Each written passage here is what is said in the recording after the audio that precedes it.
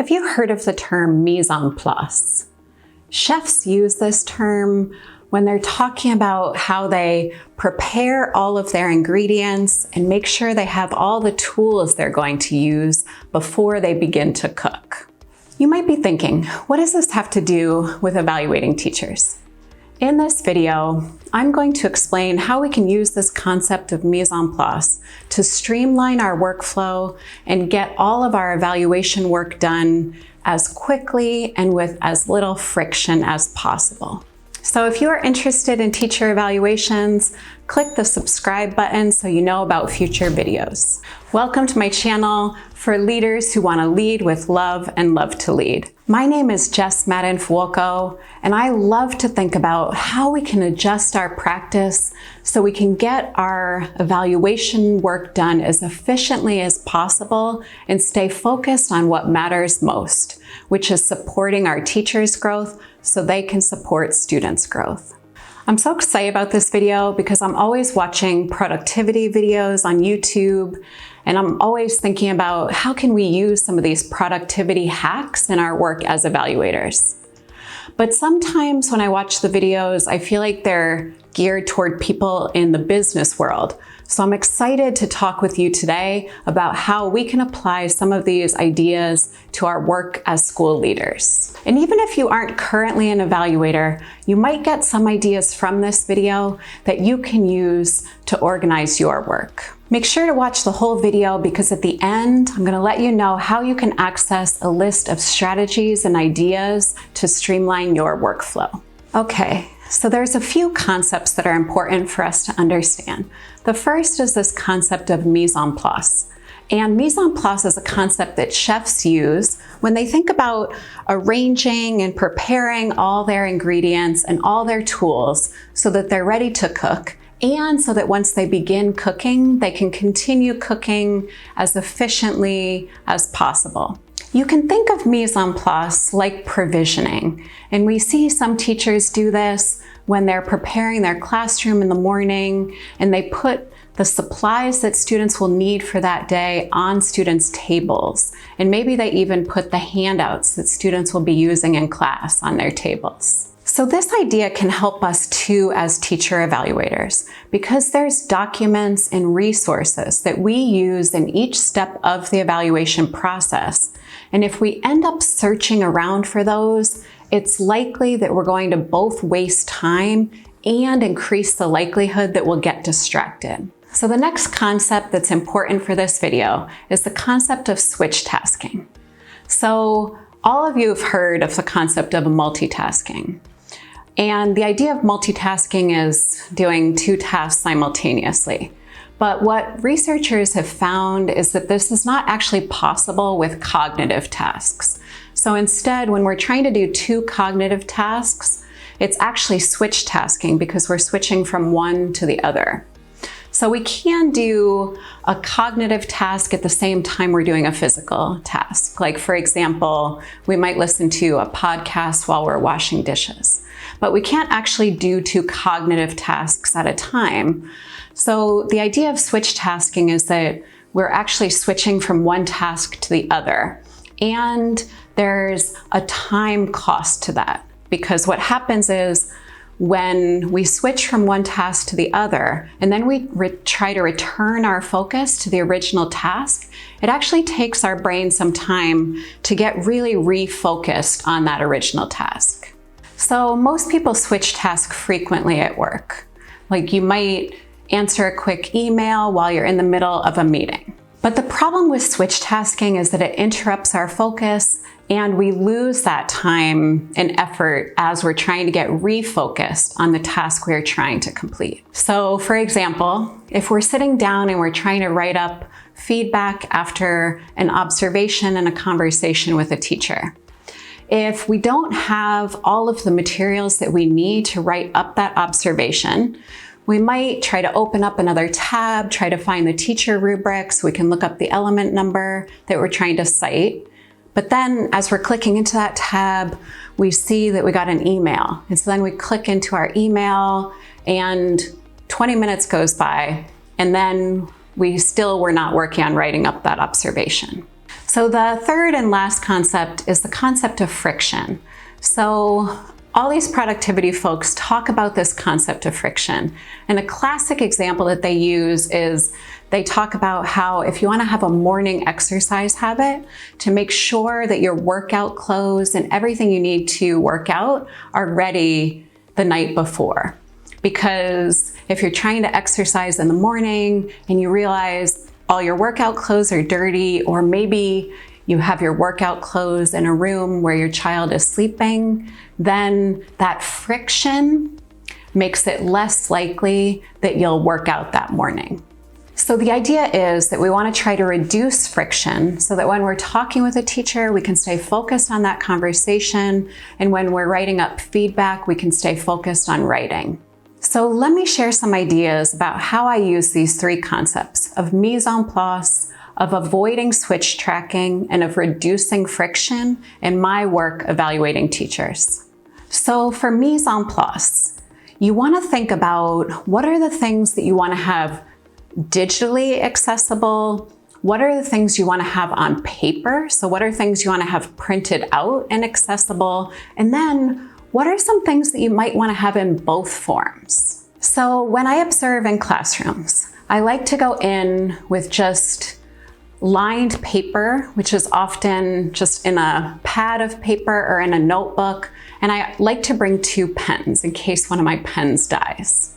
And then after I complete the observation, I like to have 2 highlighters in different colors, because what I like to do is I like to use one color highlighter to go through all of the positive things I saw in the observations, all of the things that I thought supported students' learning.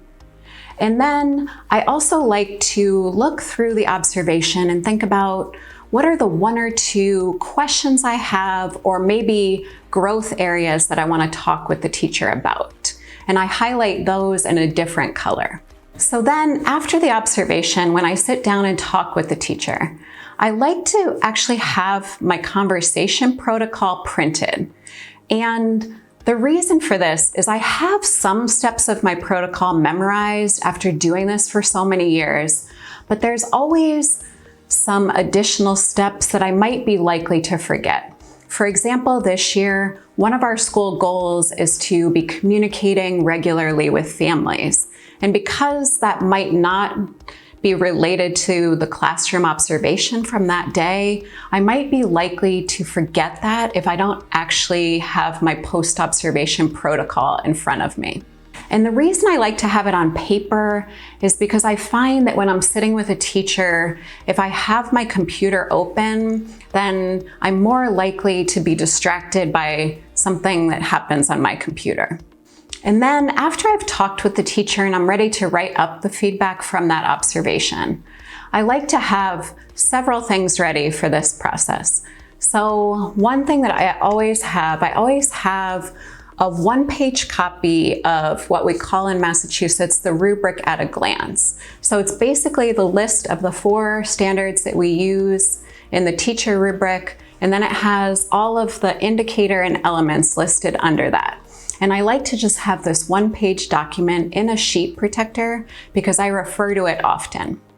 Now, if I were a new evaluator and I was less familiar with the rubric, I might actually have the whole rubric printed, because as I was thinking about what element each piece of feedback connects to, I'd want to have the whole rubric there so I could make sure to connect each piece of evidence and feedback correctly to the rubric.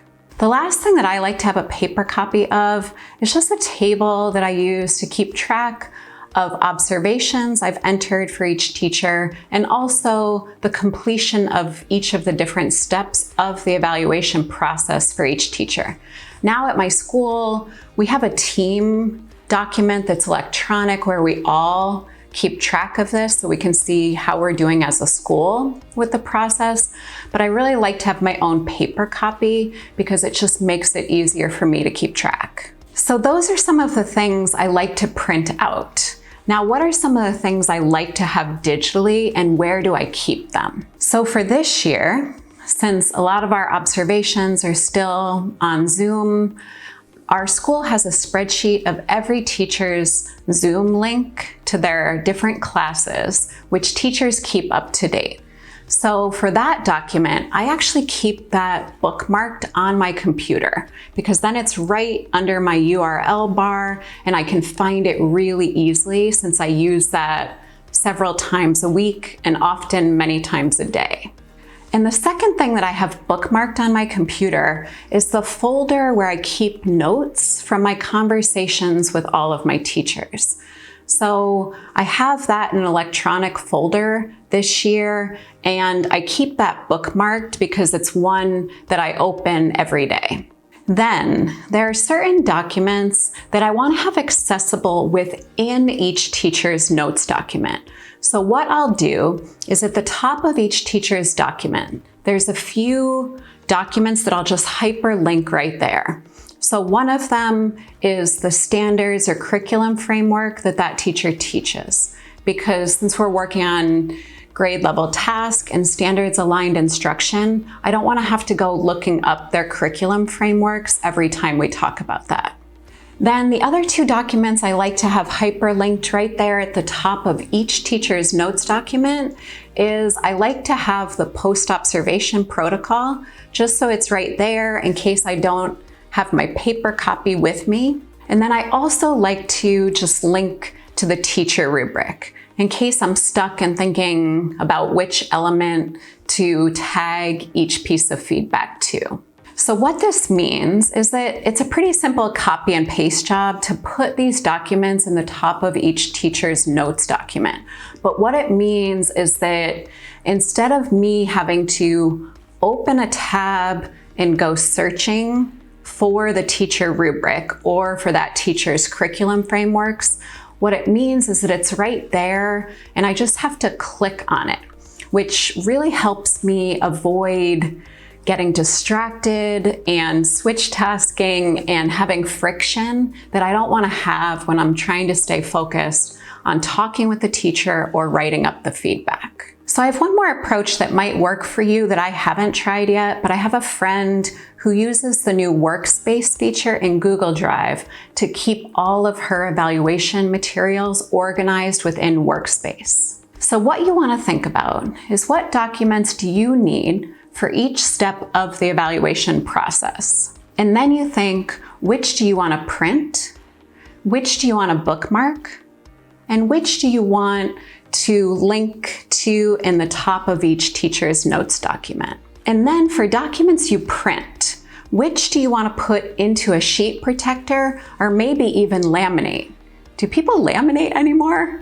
So comment below. I would love to hear which one of these concepts you think might help you in your work as a teacher evaluator. Using the concept of mise en place, or avoiding switch tasking, or reducing friction. And if you want to see more videos like this, check out these other videos on my channel. If this video is helpful, please give it a thumbs up and subscribe and click the notification bell so that you know when I release more videos. Subscribing also helps more people find the channel because it helps YouTube see that I'm creating helpful content. And as always, please share this video with your leader friends because my belief is that if we support leaders, they can support teachers who can support our students. And remember, if you lead with love, you will love to lead.